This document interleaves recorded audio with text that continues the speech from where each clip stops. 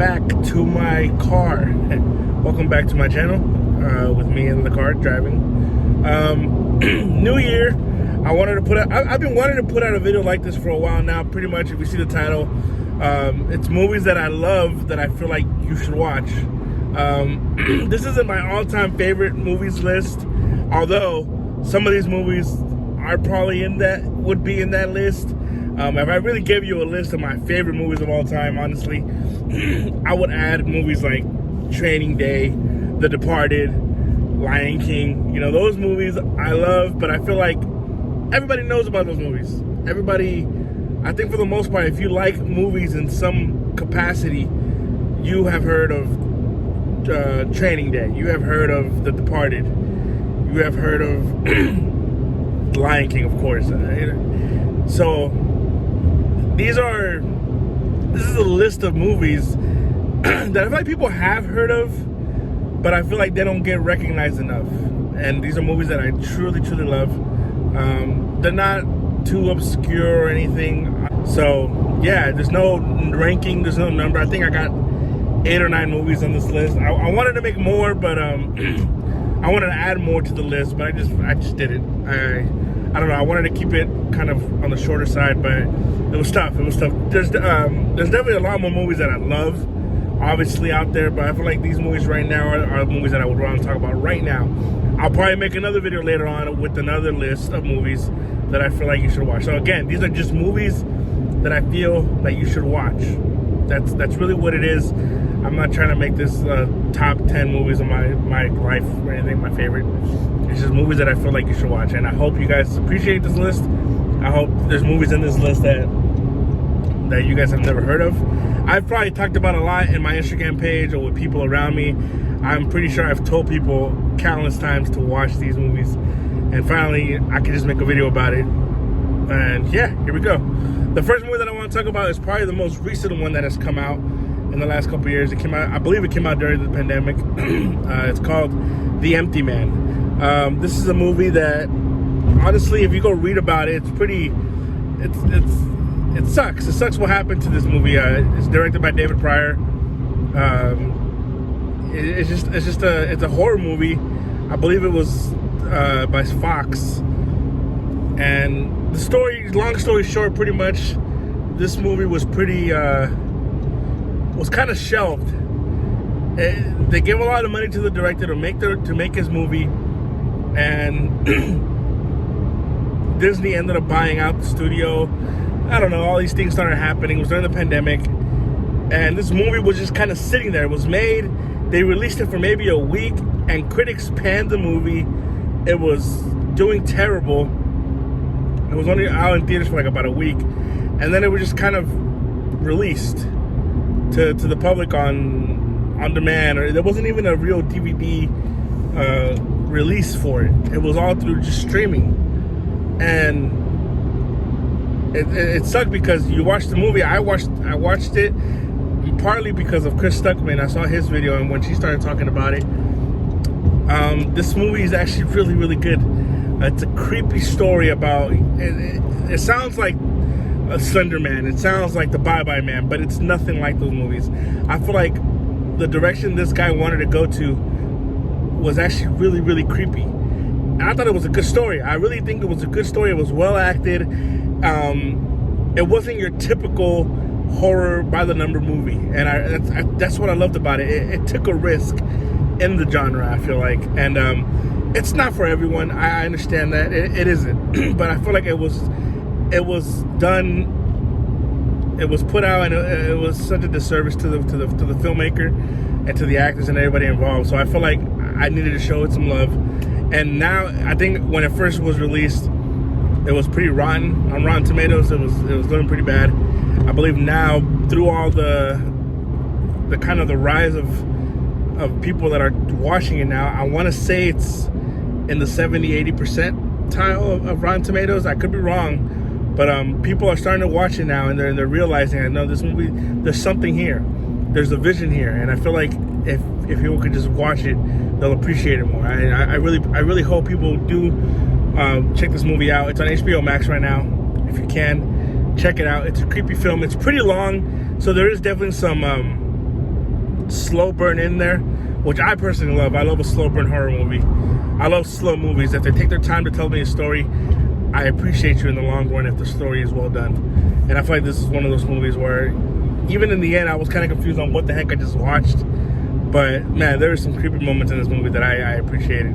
So yeah, I feel like Empty Man is definitely one of those movies that I would like for people to watch. Next movie that I want to talk about, and I feel like this movie is actually kind of popular. End of Watch is a movie that I feel like, I think it actually, I want to say it was pretty big when I watched it. So I guess this isn't a movie that it's kind of out of nowhere, but it's I love this movie. It's Jake Gyllenhaal, Michael Pena. I believe it's directed by David Ayer. It's just a great buddy cop movie, but it's done in such a unique way. It's a found footage, I guess you could say, type movie, but to me it was done so uniquely where you're just following these two guys, these two cops in LA, and obviously things just go crazier and crazier as they begin to crack a case, or they kind of get themselves involved in this cartel type case. And it's pretty violent. It does kind of go out there a little bit, but I personally love the movie. For anyone who loves those type of cops, drug movies, Streets of LA type movies, I think this is one of the better ones. Honestly, I don't think it gets talked about enough, specifically by Michael Pena. We all know Jake Gyllenhaal is great, but Michael Pena really, he really impressed me in this movie. I wish he was in more things that I watched. I honestly, I feel like he's always kind of playing a side character. I thought he did great here as one of the main roles. So yeah, End of Watch is definitely one of those movies. The next movie that I want to talk about here is, I've talked about it in my other list of horror movies, and it's just an amazing movie. It's Train to Busan. Again, I feel like the more and more it's getting popularity all of a sudden, especially now with the rise of Korean cinema out here in the States. You see it with Parasite, and then obviously the Squid Game show. People are starting to recognize the filmmaking that's going on over there, and for many of us that watch movies, we've been seeing this. We have been seeing the rise of how great these movies are, and Train to Busan was one of the first movies to me that I was just blown away by.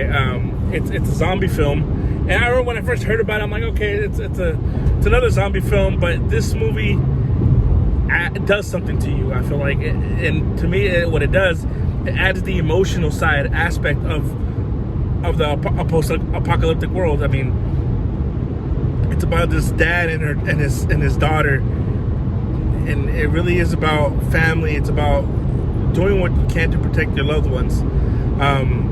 It's one of the most emotional horror movies I've ever seen. It's such a great movie. The zombies are great. The effects, the way everything is filmed, the cinematography is beautiful to watch in this movie.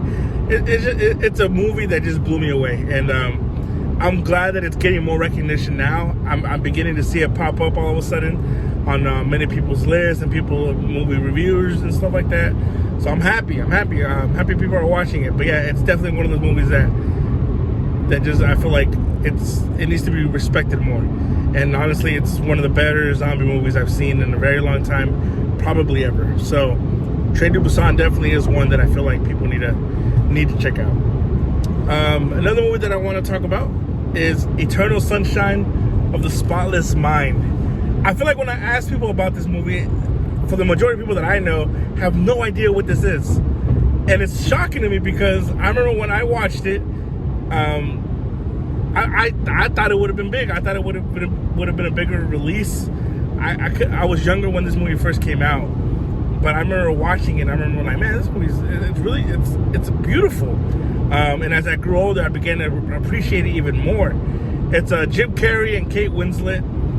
It's a really sad story about relationships and heartbreak and kind of getting over a heartbreak. What would you do in a sense? And in a lot of sense, it's a scary movie. It's not. There's no horror in it, but there's a fear in this movie about you love someone so much, and then like a relationship ending so badly, and then all of a sudden you find a way to erase that person's memory in your head. So every memory of that person will be taken out, and that's what this movie's about. There's this program that they discovered that they can erase the memory of that person that you loved away, and so that's really what the movie's about. You begin to see as Jim Carrey's character starts to go through the process of it, you're kind of taken on this journey through his memories of him and the relationship that he has with Kate Winslet's character, and it's just a beautiful story. It's like a sci-fi drama movie. Again, Jim Carrey, Kate Winslet, you have Mark Ruffalo in there, Kristen Dunst is in this movie. I believe Elijah Wood is in this movie also, kind of pops in there. It's a crazy movie. It's one of my favorite, I guess, romantic sci-fi movies I've ever seen. It's one of Jim Carrey's better performances that I've ever seen as well. He's still Jim Carrey in this movie, but he's not over the top Jim Carrey where he's trying too hard to be this. It's not number 23 Jim Carrey when he tried his hands in horror. This is a very reserved Jim Carrey, but still you could tell it's him, and that's what I really appreciated by him in this movie. He never tried to overdo it. I thought he did a great job, and it's his movie from start to end. And Kate Winslet as well. She definitely deserves a lot of credit in this movie. Yeah, if you guys like romantic movies, check this one out. It will really make you and get you in your feelings. That's it, for better or worse, I guess. All right, the next movie that I would like to talk about is Wind River. Another movie that I feel like isn't talked about nearly enough. It's a little small film directed by, I think it's directed and written by Taylor Sheridan, who is also the writer of Hell or High Water, Sicario. He's just an amazing writer of tension building. If you guys want to watch a movie that has tension, this is one of those. Like, just watch his movies, honestly. Watch all his movies that he's ever written. But specifically this one, Wind River. It stars Jeremy Renner and Elizabeth Olsen. So two big powerhouse actors who are in the biggest franchise right now in the Avengers. They take a step away from that huge Hollywood production and do this little small movie about this girl who goes missing, or this girl who is murdered. Essentially, she's murdered in the movie, and they're investigating the murder now of this girl. And it's on the Indian preservation. I want to say in Wyoming. I could be butchering the state of where it's at. Elizabeth Olsen is the FBI agent that's given the duty of coming in to investigate, and Jeremy Renner is kind of like the hunter of the preservation. He's kind of a tracker, I guess you can say. He hunts down animals that are killing the stock or the livestock of the people that live there. So he hunts down the animals that are killing, and so he knows the area. He knows, especially during the snow. Right now, there's a lot of snow. This movie's very cold. It's very gloomy, and I feel like that's what this movie did so well. These two are the main characters, but the whole area is also a character in this movie. The snow, how cold it is, the gloominess of it all. It plays such a big part in what this movie is. And on the surface of it is just an investigative movie. There's nothing deeper than that. But as you keep watching it, there's just so much more to unpack in this movie. And the last half hour, the last 20 minutes, whatever it is, will leave you in such a mesmerized feeling. I feel like those last 20 minutes, the shootout that they have in the last 20 minutes, is one of the better shootouts I've ever seen.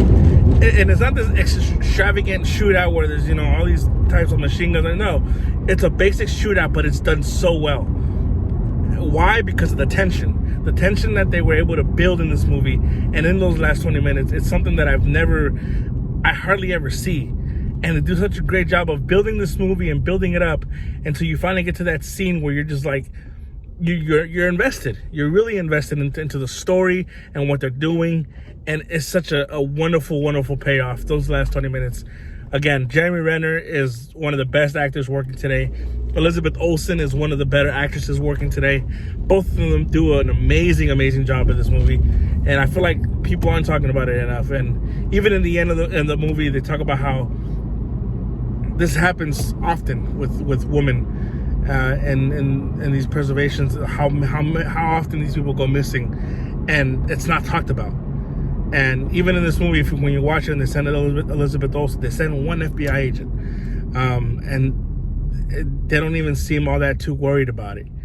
It takes, again, Jeremy Renner, someone from the inside, to kind of really help with the investigation and start opening the eyes of these people. So again, this movie is it's great. It's kind of, there's definitely a scene in here where it will make you not want to watch, but it's done, again, well. It's done in a way where the tension is there. It's definitely hard to watch in moments, but it's a great movie. I really love this movie. Next one I want to talk about is Blue Valentine. It's another romantic, I guess. I don't even know if it's really that romantic. It's a love story, but it's also a heartbreak story. Ryan Gosling, Michelle Williams. It's a little small film that I watched many years ago. That it's one of those movies that makes you think about love, marriage, the person that you choose. Pretty much, you see this story. The movie starts off with this marriage already, at the end of it, almost pretty much. It's falling apart. They're trying their best to fix it. You can tell both of them aren't really invested anymore. And then throughout the movie, you're taken back to when they started dating, and you see the how love and their relationship first kind of comes together and develops. It's a great story told in the past, how they're pretty much getting together, how love begins to grow, and then you see it, and you also get you get taken into the present time of how love is kind of dying.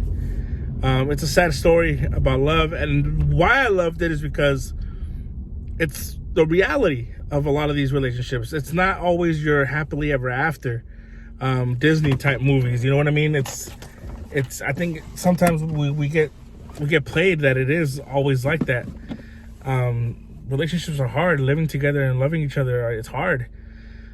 And I feel like this movie does a great job of expressing that. And it doesn't stick to your typical love story. And that's honestly what I love. Ryan Gosling does one of my favorite performances of all time.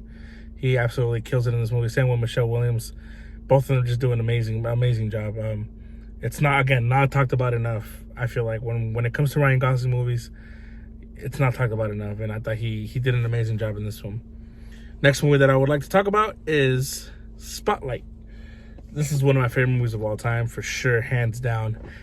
It's a film based on a true story of these group of journalists called Spotlight that work for the Boston Globe. And this is, again, true story that happened back in 2001, of these group of journalists, again, who began to look into the story of one priest sexually molesting a child. And this little story turns into one of the biggest stories ever broken. And that is the unraveling of the sexual things that were happening in the Catholic Church, and the unraveling of all that happened, of how the cover-ups of these crimes were being handled by the Catholic Church. And it's a movie that I remember when I first put it on. I was actually in Mexico when I watched this movie. We spent the whole day kind of going around sightseeing in Guanajuato. And I remember just walking into all these beautiful Catholic churches and just thinking, man, these are beautiful. And I don't know why, but it just got me thinking. And I'm a very faithful, I am a person of faith. And I remember just looking down my phone, and I had this movie Spotlight saved on Netflix. I had it downloaded, and I'm like, And I read what it was about. And the only reason why I even downloaded this movie is because Michael Keaton and Mark Ruffalo were in it. Two, I love these guys. And one, Batman and Hulk. I mean, why would I not want to watch a movie with Batman and Hulk in it? And so I downloaded it. And when I got home that day or that night, whatever, we went back to the hotel. And and I watched it. It just completely broke my heart, man. It's just, the story is just so insane, and it's not a graphic movie. You don't see anything. This isn't a crazy crime movie or anything. It's just a journalist movie, and it's so well done. The direction that they take the movie in.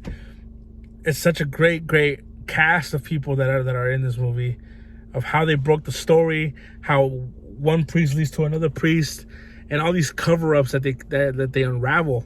It's such a disheartening thing that you see happening, and it sucks that it involved the Catholic faith, the Catholic Church. But it's the reality of it. And I feel like this was needed for the church. I mean, for them. I'm not a Catholic myself, but it just sucked to see. It really did. It was, and you even see it in the movie how it affects the people of Boston, people that hold that faith so dearly to their heart.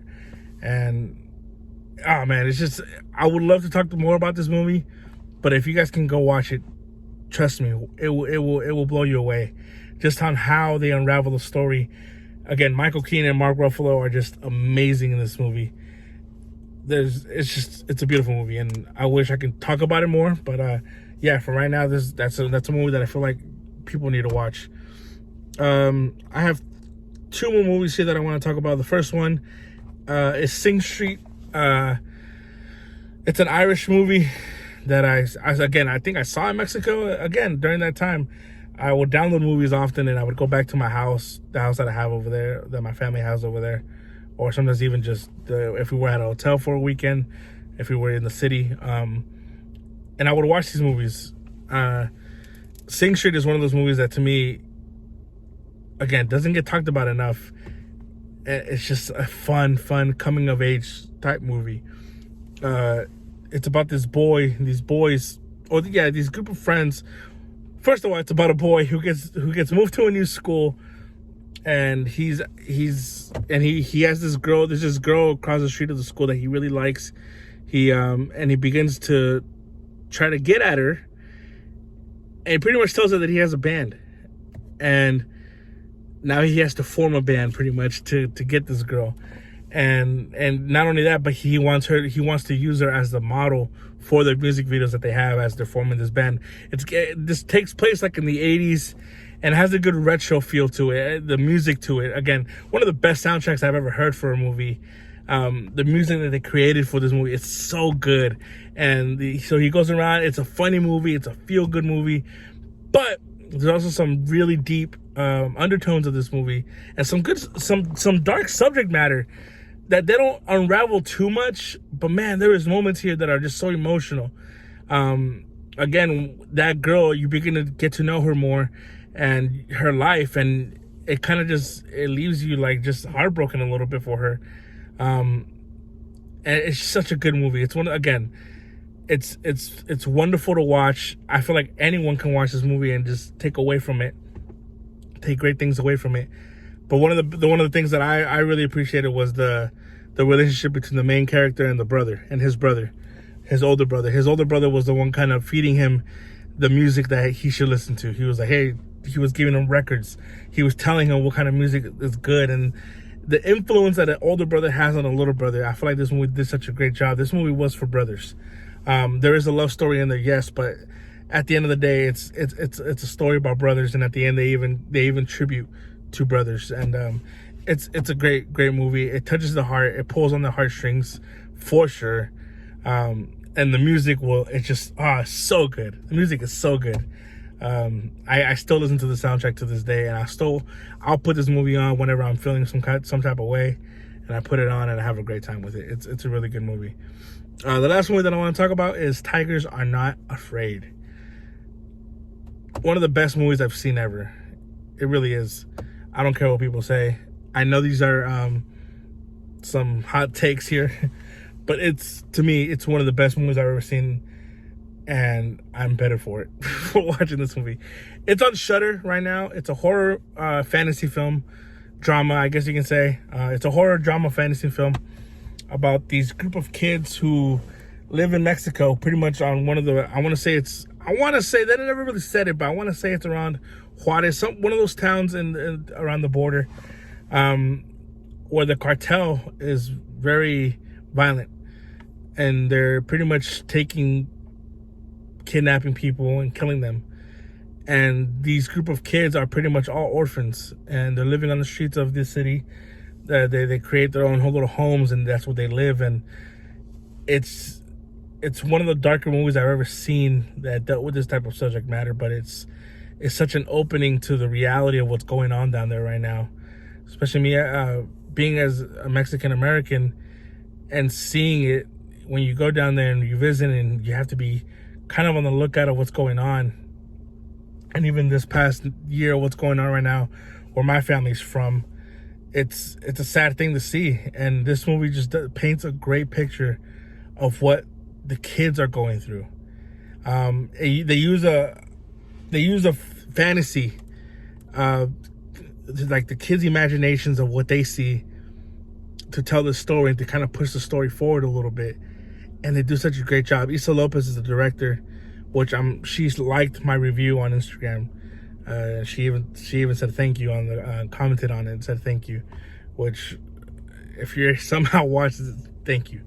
She's awesome. She killed this movie so much that this movie got praise from all kinds of horror directors, from Guillermo del Toro, Stephen King, I believe, even commented on it. A bunch of people, a lot of big time directors saw this movie and they said this movie is special.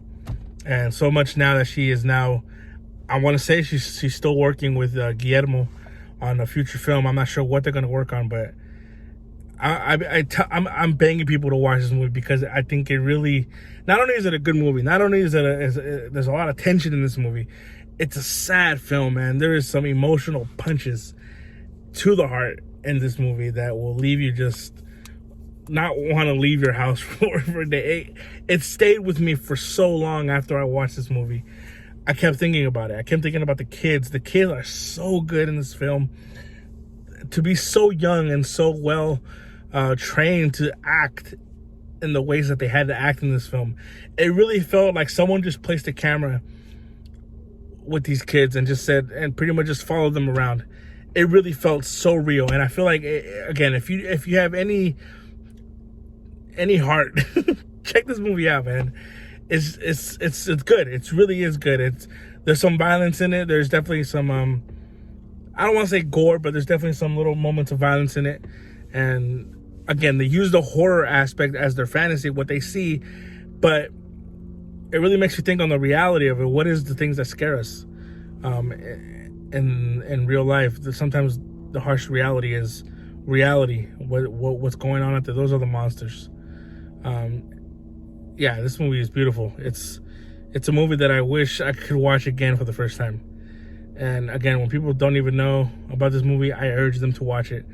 Even if you're not a horror movie fan, again, this movie's not going to scare you in the way where it's pop-up demons or whatever. No, it's a scary movie, but it's scary in different ways. And that's why I love this movie. So yeah, that's my list. What do you guys think? I don't know. Let me know. New movies are coming out this year. Can't wait to review them. Can't wait to do more videos. Can't wait to interact with you guys more. Again, I have plans, and please stick with me. Keep watching. Keep sharing. Keep liking. Keep commenting. Keep doing whatever you can to support me. I'm not making any money off of this, obviously. Not even at all yet, with the views and the likes and all that I got. And that's not my goal, really, to get to that point. It's just, I want to talk about movies. And what better way to do it than through here? Kind of talking to myself, sure, but I can get these things out and to a broader audience, I guess you can say. So yeah, if you guys are watching, man, please, again, check these movies out. Do yourself a favor and check them out, please. However you can, find them, watch them, enjoy. If my opinion sucks after that and you didn't like these movies, well then, tough luck. Peace.